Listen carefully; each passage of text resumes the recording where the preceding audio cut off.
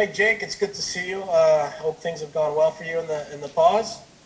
Um, Noticed on Instagram that you put up a photo of you and a wife. So I'm guessing you got married in the pause. Can you talk about that a little bit? Yeah, we had a wedding. I mean, planned for Cabo. That all got canceled, but we still want to get married. So we just kept our normal date, and my family drove down from Michigan, and her family drove over from. She lives on the other side of the state in Florida. Her mom does. So we just kind of had our families come and had a little dinner and tried to do it as safely as we could, and still have some sort of little celebration. Yeah, Jacob, congratulations, by the way. Thanks. The thought here is, you guys were a team that was hoping to play your way in back in March when it paused, and now you come back and you're in. You have a chance. The chance exists. You see it in front of you now. How much has that changed the belief on this team and what you guys believe you are capable of doing? Because now it's very evident what you have to do, as opposed to just hoping that you'll be able to do it. Yeah, I mean it's a unique circumstance. I think I don't know if everybody's really fully knows how to wrap their head around this or the way to think to go about it, I guess. But we felt like we were building pretty much from the start of the year. We continued to get better, kept learning about ourselves and what we needed to do, and we thought we were trending in the right direction where we were going to get the chance to be right there on the doorstep of getting in, and wanted to get in. And when we got in, we knew we'd be in a pretty similar situation of being, I mean, one of the few teams in, one of the wild card teams or the last teams in. So, and now it's kind of everybody's in the same situation of coming off this break and you're in. It's, I guess, more of a level playing field than it's ever been before. With no one knows how to handle this break. No one's been through this. Coaches don't know the proper way to do it. Players don't know.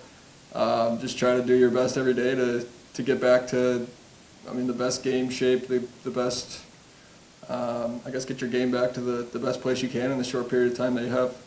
Hi, Jake. I asked Quinny this. I would ask you the same thing. How would you assess your season? The first 70 games you played, you came here in the trade. Expectations were very high. Were you okay, pleased, satisfied with how you played? And where do you see yourself now as you go into, this new season? I think there's a lot of adjustments. I mean, I came in not really knowing. I've never been traded, never really gone to another team. So there's definitely, I mean, as much as I wanted to tell myself I was trying to be as comfortable as I could, I was definitely uncomfortable. And I have the type of personality where it takes me a while to adjust and really get comfortable with teammates and new coaches and all that. So I think even just coming back from the break and being more comfortable with everyone, I mean, I feel way better. I think going forward, I'll be in a much better spot. I did a lot of learning about myself, I guess, and how I transition, and I feel a lot better now than I did coming in, I guess, day one. I feel like this break really helped me kind of reset and reflect on what I do and how I need to play and what I do when I play best, and that's kind of just what I need to get back to. Hi, Jacob. I'm just curious, as a player that has more playoff experience than any of the other defensemen that you're out there with, what kind of advice do you give to the younger guys, or any helpful tips going into this bizarre playoff experience? At least you've been in a postseason before. I mean, I don't know. The biggest thing in the postseason is the fans and the crowd. Obviously, I think not having that, I don't know how that's going to impact. Obviously, the speed of the game, it's more physical.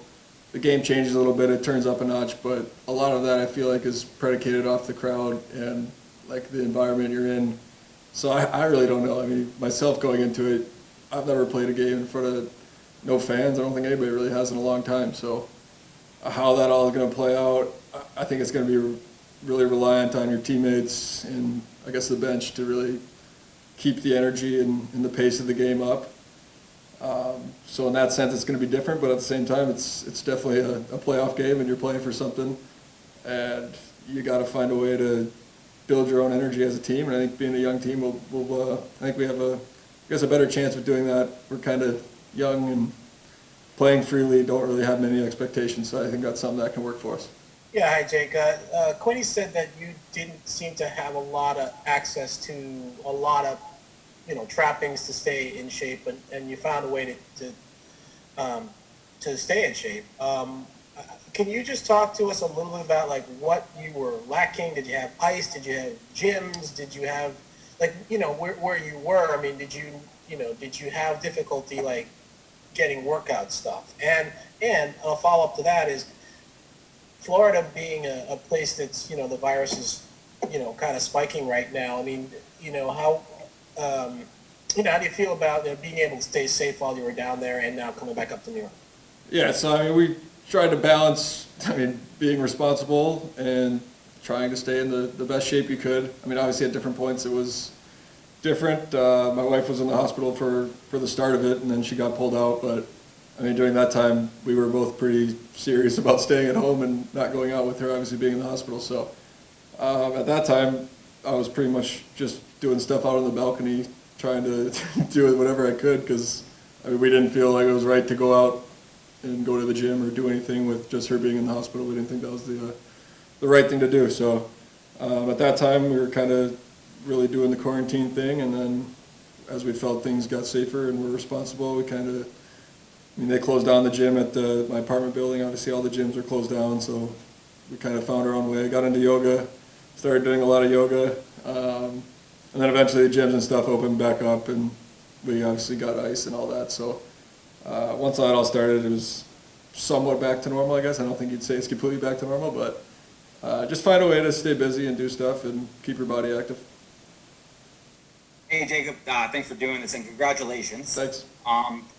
Obviously, I follow you on social media, so I noticed that you had got married. I also noticed, and I'm curious just to get some quick thoughts from you, that when a lot of the social unrest was going on, that you were a little vocal about it on Twitter, just wanted to kind of say your piece.